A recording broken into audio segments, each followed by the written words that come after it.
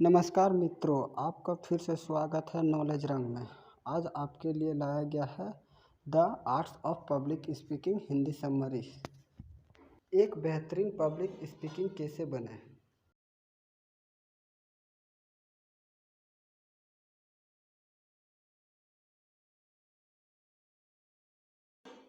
आज हम जानेंगे कि किस तरह से आप पब्लिक स्पीकिंग की कला को माहिर बन सकते हैं।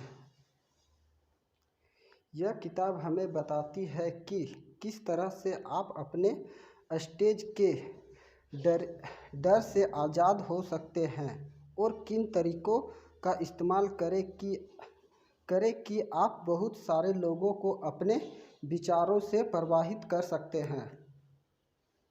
अगर आप एक बेहतर पब्लिक स्पीकर बनना चाहते हैं या लोगों को प्रभावित करने के तरीके सीखना चाहते हैं या फिर एक अच्छे लीडर बनना चाहते हैं तो किताब सिर्फ आपके लिए है।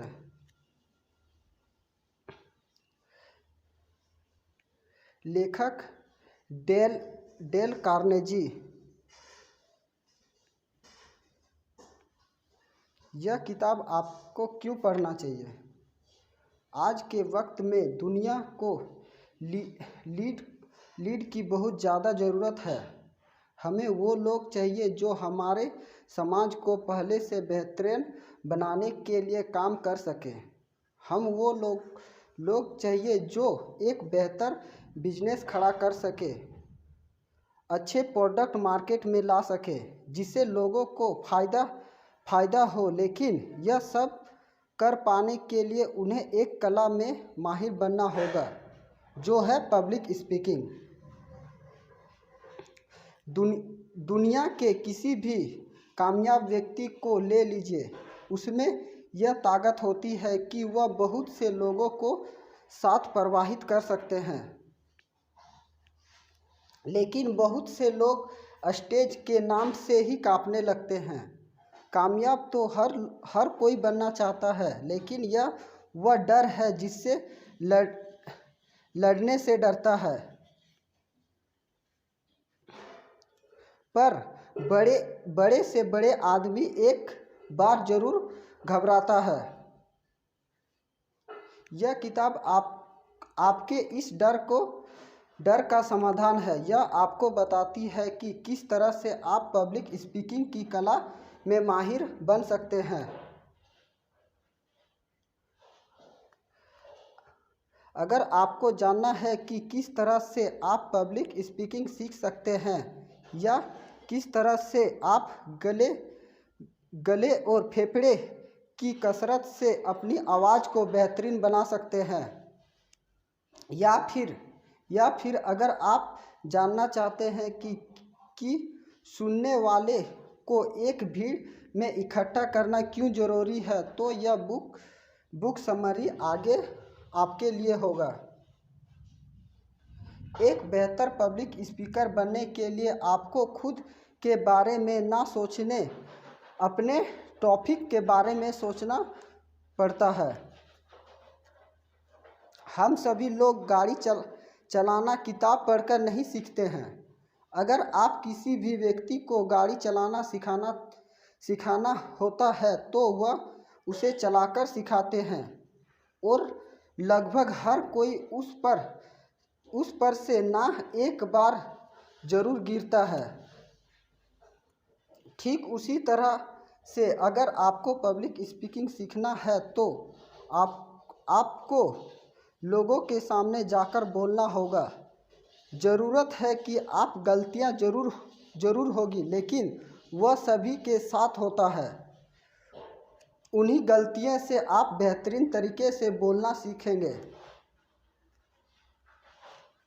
दुनिया में महान पब्लिक स्पीकर भी जब पहली बार स्टेज पर गए थे तो उन्हें घबराहट हुई थी। लेकिन पब्लिक स्पीकर बनने का मतलब यह नहीं होता है कि आपको डर नहीं लगे। इसका मतलब होता है कि आपको उस डर को काबू करना चाहिए। अब आप सोच रहे होंगे कि किस तरह से आप अपने डर को आज़ाद हो सकते हैं। इसके लिए आप 3 तरीके अपना सकते हैं। सबसे पहले तो आप अपने बारे में सोचना छोड़कर अपने दिए गए टॉपिक के बारे में सोचिए। बहुत से लोग स्टेज पर जाते ही सोचने लगते हैं कि लोग उनके बारे में क्या सोच रहे हैं, या फिर कहीं वे देखने में कुछ खराब तो नहीं लग रहा है। आप यह सब ना सोचकर अपने मैसेज पर ध्यान दीजिए जो आप बोलना चाहते हैं। इसके बाद अपनी बात को पहले से ही तैयार करके जाइए।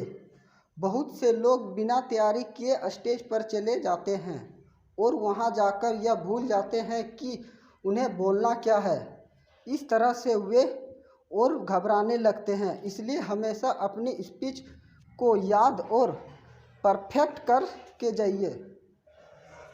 इसके बाद अंत में जब आप बोलने के लिए जाइए तो यह उम्मीद कीजिए कि आप असल में बोलने में कामयाब होंगे। अपनी विनम्रता को बनाए रखिए। अपने डर को बगल में रख दीजिए और खुले दिमाग के साथ बोलिए। शुरुआत में सभी घबराते हैं, लेकिन कुछ वक्त तक परफेक्ट कर लेने के बाद सारे ही लोग अच्छे बोलने लगते हैं। एक टोन में ना बोलकर अपनी बातों को जरूरी शब्दों पर जोर दीजिए। गाने सुनते वक्त आपने यह देखा होगा कि आपके अलग अलग धुन का इस्तेमाल होता है। ज़रा सोचिए, आपका मनपसंद गाना सुनने में कैसा लगता अगर उसमें सिर्फ एक तरह से धुन बजाया जाता और गाने वाला सिर्फ एक ही टोन में गाया जाता। कोई भी चीज़ अगर पूरी तरह से सिर्फ एक खूबी को देखिए तो खूबसूरत नहीं लगती है। सोचिए, अगर दुनिया सिर्फ एक ही रंग में रंगी होती तो कैसा लगता। अगर आपके पास हर जगह सब कुछ सफ़ेद रंग का हो जाए तो कैसा लगेगा। यहाँ पर कहने का मतलब यह है कि बोलते वक्त कभी इस तरह से मत बोलिए कि सुनने वाले को लगे आप रद्द कर कुछ बोल रहे हैं। अपने टोन को ज़रूरत के हिसाब से बोलते रहिए और अपने वाक्य को जरूरी हिस्सों पर और देखकर बोलिए। एग्जाम्पल के लिए, अगर आपको कहना है कामयाब आपकी किस्मत का नहीं बल्कि आपकी कर्मों का नतीजा है, तो यहाँ पर आप इस वाक्य को जरूर शब्दों को पहचानिए, जैसे कामयाबी, किस्मत, कर्मों और नतीजा। आप इन जरूरी शब्दों को थोड़ा सा जोर देकर बोलिए ताकि ये शब्द सुनने में बाकी के शब्दों में अलग लगे। लेकिन जोर देकर बोलने का मतलब यह नहीं है कि आप उसे चिल्ला कर कहें। इसका मतलब है कि उसे कुछ अलग तरीके से कहना ताकि सुनने वाला यह समझ जाए कि जो शब्द वाक्य के जरूरी शब्द हैं अलग में आप जोर से बोल रहे हैं। उन जरूरी शब्दों को आराम से कहिए। अगर आप आराम से बोल रहे हैं तो उन शब्दों को जोर से कहिए, या फिर आप उसे अपने स्टाइल से कुछ अलग तरह से कहने का कोशिश कीजिए ताकि बाकी के शब्दों से अलग लगे। अपनी बात को जरूरी हिस्से को अलग तरह से बोलने के 3 तरीके हो सकते हैं। सबसे पहले अपने स्पीच को बदलना दूसरा है अपने बोलने की रफ्तार बदलना, और तीसरा कुछ देर तक रुक कर बोलना। जब हम कुछ मज़ेदार बात बता रहे होते हैं तो हम तेज़ बोलते हैं, और जब हम कुछ खूबसूरत लम्हों की बातें करते हैं तो आराम से बोलते हैं। इसमें हमारी टोन अलग हो जाती है। इसके बाद अगर आप अपनी ज़रूरी बात को बोलने से ठीक पहले या ठीक बाद कुछ देर के लिए रुक जाएंगे तो वह बात बाकी की बातों से अलग लगेगी, या फिर अलग आप अपने वाक्य का शुरुआत तेज़ी रफ्तार से बोलते हुए कहेंगे और उसके अंत में उसे धीरे बोलने तो भी सुनने में अलग लगेगा। इस तरह से आप अपनी स्पीच को आकर्षक बना सकते हैं। अपनी बात के जरिए अपने लोगों में भावनाओं पैदा करने वाले व्यक्ति बहुत अच्छा स्पीकर बन सकता है। इंसान हमेशा अपनी भावनाओं से आगे मजबूर हो जाता है। यही वो चीज़ है जो हमारी ज़िंदगी में रंग डालती है और उसे खूबसूरत बनाती है। अगर आप किसी तरह से अपने सुनने वाले के अंदर एक भावनाओं पैदा कर सके तो वे आपको बहुत पसंद करने लगेंगे। लोग इसलिए कॉमेडी शो ज़्यादा देखने जाते हैं और एक डॉक्यूमेंट्री कम देखते हैं, क्योंकि कॉमेडी में एक भावनाओं का पैदा करते हैं खुशी। सिर्फ यही नहीं, सेल्स में भी जब हम ग्राहक को भावनाओं पर ज़्यादा ध्यान देते हैं तो हम अपने प्रोडक्ट को आसानी से बेच पाते हैं।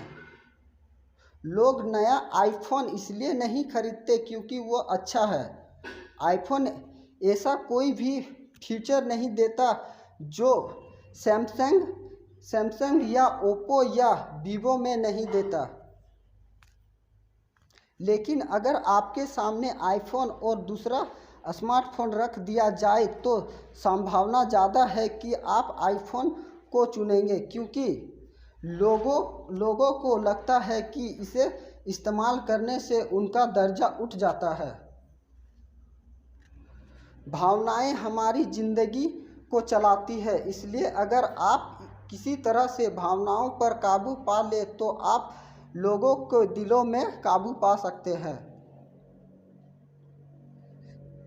किस तरह से आप लोगों की भावनाओं पैदा कर सकते हैं? आसान शब्दों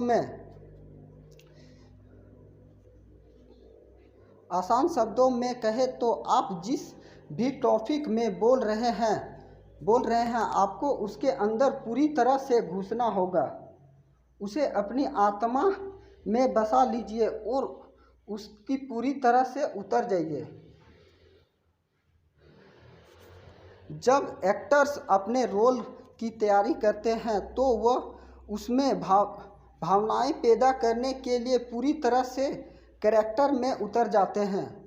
शूटिंग में कुछ घंटे पहले से ही वे खुद को एक कैमरे में बंद कर लेते हैं और सिर्फ एक सीन के लिए प्रैक्टिस करते रहते हैं। इस तरह से वे देखने वाले के अंदर भावनाओं पैदा करते हैं और उनका दिल जीत पाते हैं। अगर आपको भी ऐसा करना है तो आपको भी अपने टॉपिक की अच्छी तरह से तैयारी करना होगा। बोलने के साथ ही अपने गेस्चर पर भी ध्यान देना होगा। गेस्चर का मतलब होता है बोलते वक्त अपने हाथ और अपने शरीर को अपनी स्पीच के हिसाब से हिलाना। यह इशारे होता है जिसे देखने वाले व्यक्ति को आपकी बात को अच्छी तरह से समझ पाते हैं। इसलिए माहिर बनने के लिए भी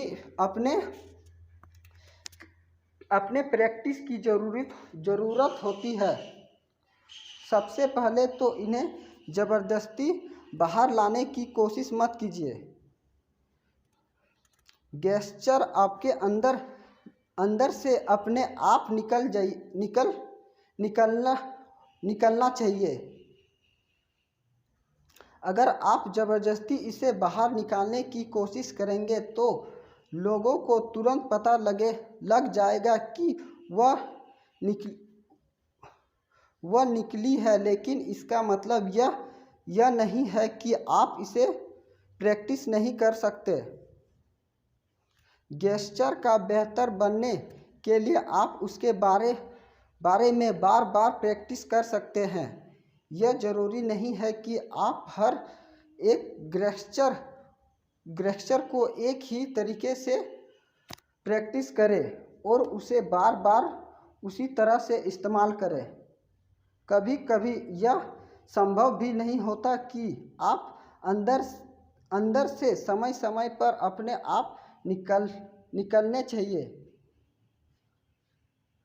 आप अगर एक होनहार स्पीकर को एक ही स्पीच दो बार देते हुए सुनिए तो आप यह देखेंगे कि वह गेस्चर बदलते रहते हैं।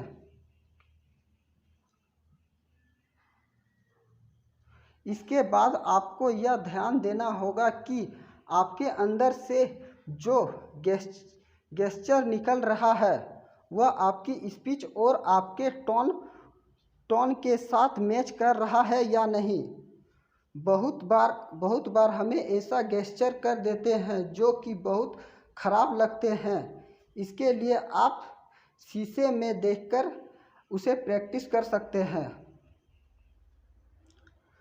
आप यह देखिए कि कौन से गेस्चर अच्छे लग रहे हैं, किसे सुधारा जा सकता है और किसे आपको निकालने की ज़रूरत है।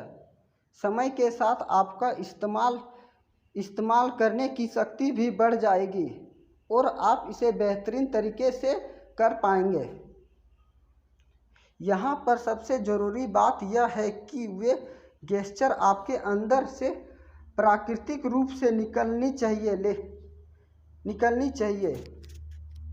नकली गेस्चर का इस्तेमाल करना बिल्कुल वैसा है जैसा अपने बगीचे में सूखे हुए पौधे को हरे रंग से रंग देना। आप इसकी जितनी ज़्यादा प्रैक्टिस करेंगे आपके लिए यह उतना ही आसान हो जाएगा। इसके अलावा बहुत ज़्यादा गेस्चर करने में लोगों का ध्यान भटकने लगता है। यह याद रखिए कि आप अपने हाथों को या अपने शरीर को हद से ज़्यादा मत हिलाइए। साथ ही अपने चेहरे में हाव भाव पर भी ध्यान दीजिए। हर कला की तरह पब्लिक स्पीकिंग की कला को भी प्रैक्टिस करके सीखा जा सकता है। स्टेज पर जाने से पहले अपने टॉपिक को अच्छी तरह से तैयार कीजिए और साथ ही अपने सेहत को अच्छा ख्याल रखिए ताकि आप लंबे समय तक अच्छे से बोल सकें। अपनी बात के जरिए लोगों की भावनाओं पैदा करने की कोशिश कीजिए और हर रोज़ अच्छे प्रैक्टिस करें कि आप इसे बेहतरीन तरीके से बोल सकते हैं। अपने शब्दों के ज्ञान को पढ़िए। अगर आपके पास इस्तेमाल करने के लिए बहुत सारे शब्द होंगे तो आपको स्पीच पहले से बेहतरीन होगी। इससे आप अपने विचारों को बेहतरीन तरीके से समझ पाएंगे। इसलिए अब से अगर आपको कोई किताब पढ़े तो उसमें आने वाले शब्दों को नोट करें ताकि उस पर आप प्रैक्टिस कर सकते हैं और उसे पब्लिक स्पीकिंग में इस्तेमाल कर पाएंगे। तो दोस्तों, आपको आज का the arts of public speaking कैसा लगा? दोस्तों, क्या आपको भी यह सपना है कि आप पब्लिक स्पीकर बनना चाहते हैं? दोस्तों, अगर वीडियो अच्छा लगे तो लाइक एंड शेयर और सब्सक्राइब ज़रूर करें।